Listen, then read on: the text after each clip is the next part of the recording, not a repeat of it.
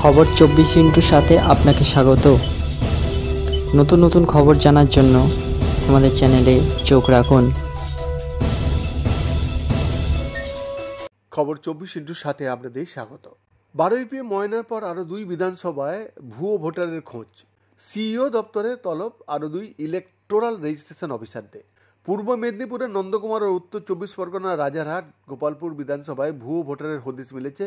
কিভাবে তালিকায় এলো 102 জন ভুয়ো ভোটার জানতে চেয়ে তলব 2 বিধানসভার দায়িত্বে থাকা ইআরওকে।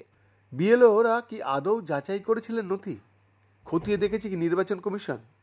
গাফেলতি প্রমাণিত হলে কড়া ব্যবস্থা ইআরওদের বিরুদ্ধে, খবর কমিশন সূত্রে। নন্দকুমার বিধানসভায় 59 জন এবং রাজারহাট গোপালপুর বিধানসভায় 43 জন ভোটারের ক্ষেত্রে এই অসঙ্গতি রয়েছে। এই সমস্ত ভোটারদের তথ্য যাচাই করার জন্য বিএলওদের পাঠানোই হয়নি। কমিশন সূত্রে খবর, সংশ্লিষ্ট ডেটা এন্ট্রি অপারেটরদের বিরুদ্ধে এফআইআর সিদ্ধান্ত নেওয়া আছে। শৃঙ্খলা ভঙ্গের অভিযোগে 2 ইআরওর বিরুদ্ধে জাতীয় নির্বাচন কমিশনের নালিশও করা হয়েছে।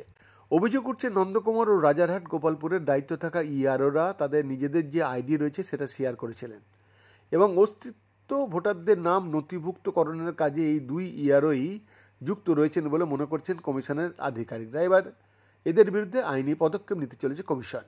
উল্লেখ্য, এর ঠিক আগে একই রকমভাবে বারুইপুর ও ময়নার ক্ষেত্রে ভুয়ো ভোটারের হদিশ মিলেছে। সেক্ষেত্রেও ইআরওদের ভূমিকা নিয়ে প্রশ্ন উঠেছিল।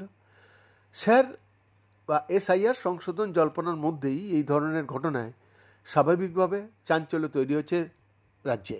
বৈদ্যনাথ দাসের রিপোর্ট, খবর 24/7।